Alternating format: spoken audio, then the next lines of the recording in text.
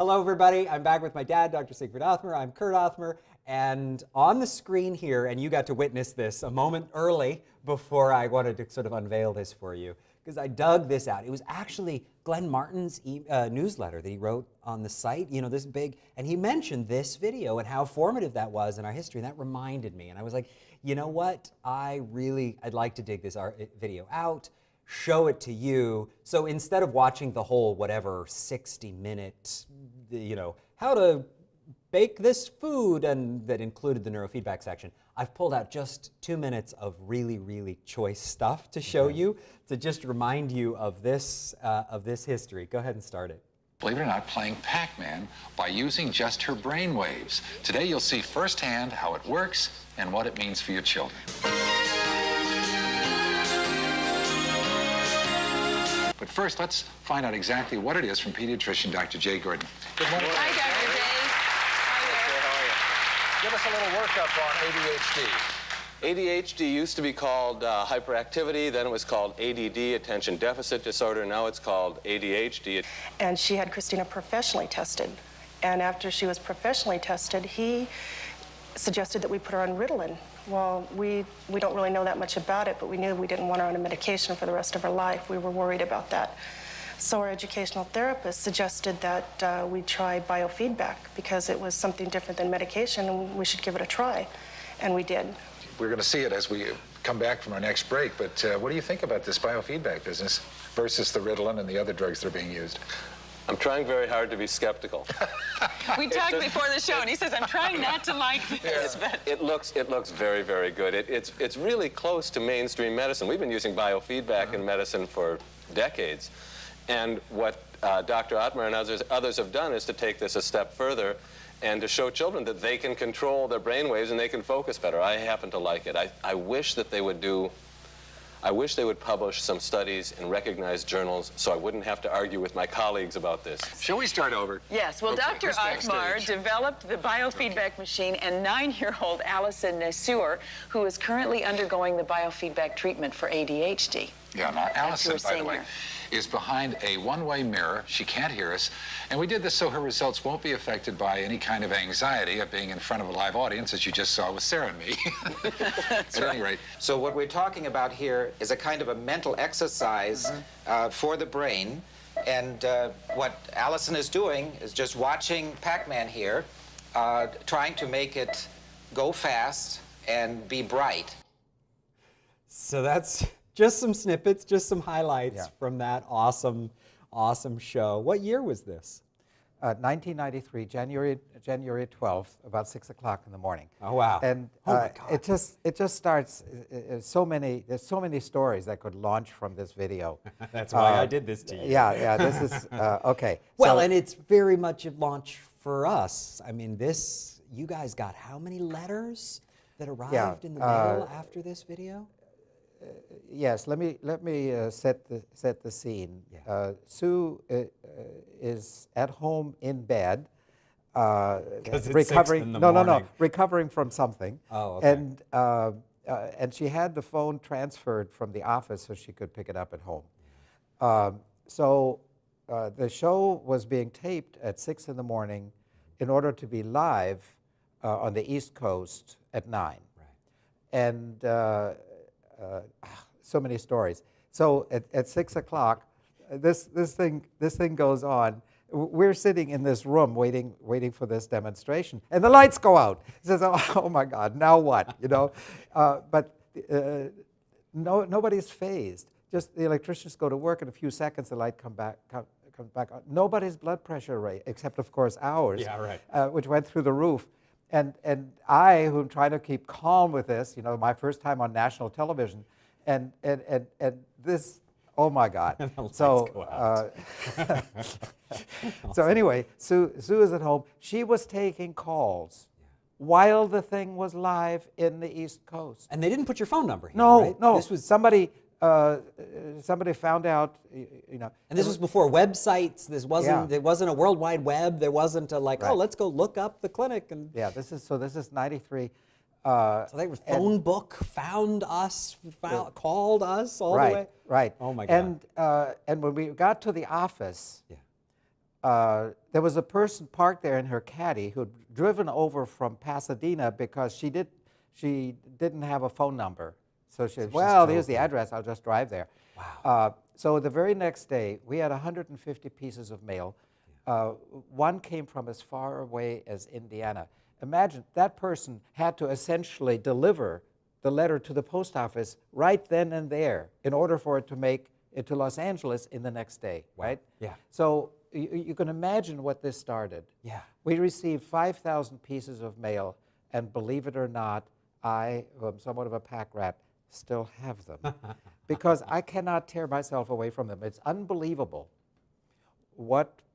how parents responded to this show. Yeah. Because they got it. And so got all these letters about my child is suffering from this and that and the other, and can you help, and whatever. And we said, okay, 5,000 pieces of mail. We had created an appetite that we could not feed, right? Here we are sitting in our little office, a couple of practitioners in Encino, California, and we're getting mail from all around the country. So we looked at all the practitioners out there who were already doing neurofeedback, and that was about 40 at the time. And we referred these people to those practitioners, mostly Lubar trained at that point. And most of them, of course, very straight-laced. They would only work with ADHD. They wouldn't work with anything else.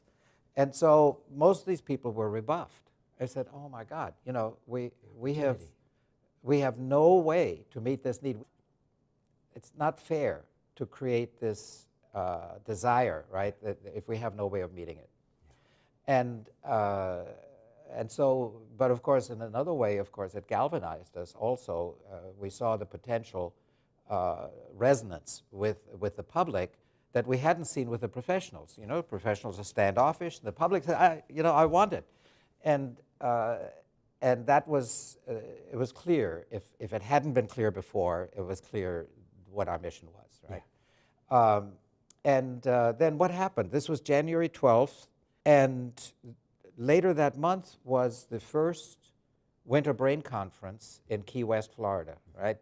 Which was really the first time that neurofeedback people got together without the biofeedback people interfering, right? And telling us that we don't belong.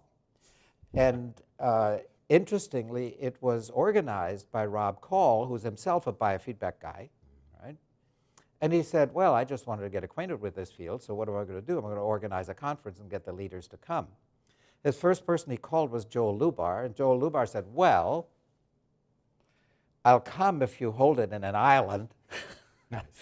And so it was Key West.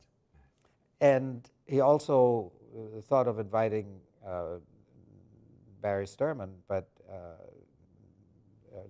Barry did not come. And I think that helped the flavor. It was bad enough to have Joel there, I must say. So what happened was... Why was it bad? I used this opportunity. Yeah. So this was my opportunity, I thought, among friendly people, other neurofeedback people, to lay out for the first time our grand unified theory of neurofeedback, right? Yeah.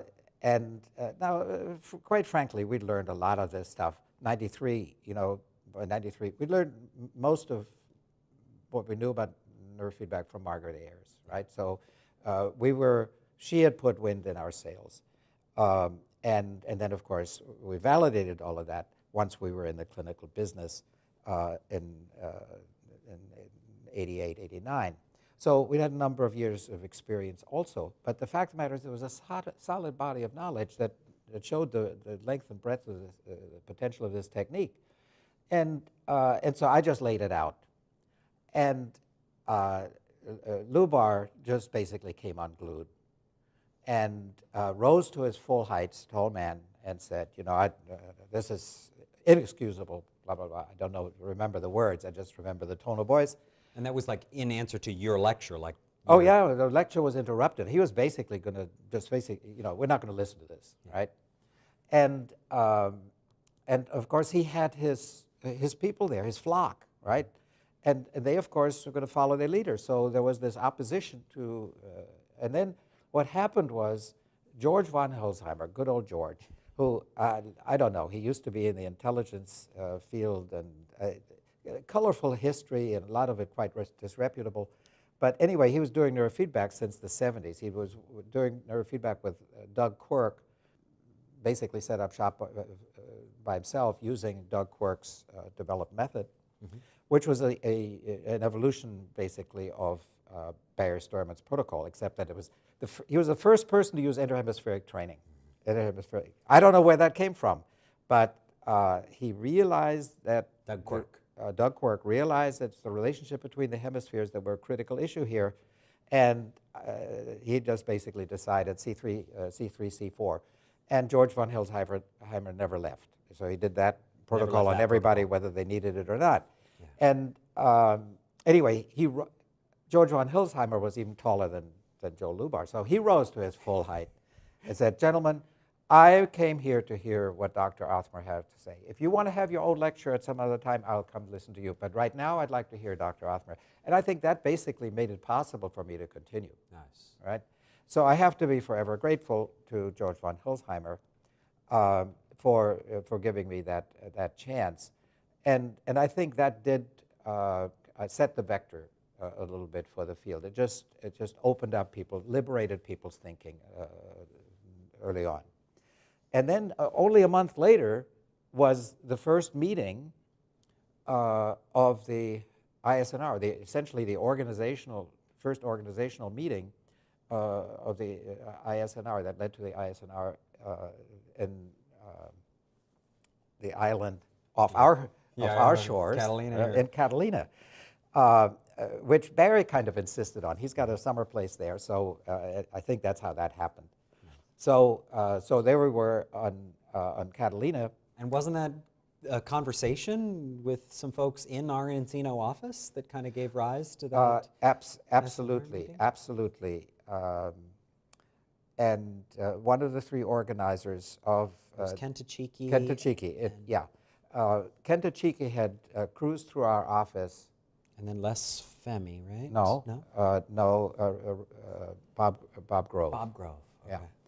Yeah.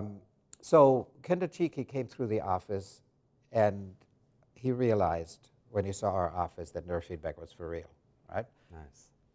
Saw people coming and going, saw a flourishing practice. He says, okay, this is real. And what did he conclude? This needs to be in the hands of the real professionals, right? And for him, that was who? Well, it was not us. Oh, yeah, right. Right? Get this out of physicists' hands. So he created this organization, created a certifying organization, and when I applied for membership, says, no, it's not for people like you. We just get to kick this off. So basically, it's our office that was the impetus for the formation of the ISNR. Of course, they don't know that. Yeah. Or give credit. Yeah. So, okay, so all of that got kicked off by this adventure there on that early morning, January 12th, 1993. Which really created the Encino office's success and really, in a lot of ways, launched this whole field right from this video. In a major way. That's right, because it was also in 93 that we began intensively training professionals. Mm-hmm. Until then, we just had occasional training programs as the demand was there. Our first professional training program was in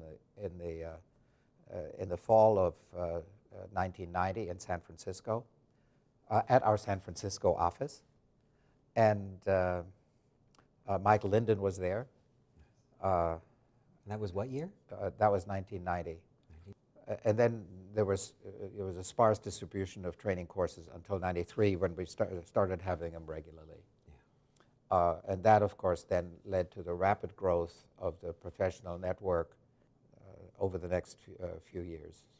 Well, and I think that's the greatest contribution you guys have done is that professional network. I mean, you've worked with every leading equipment manufacturer out there. You've done all these training courses. I mean, people teaching all over the world, teaching your method all over the world.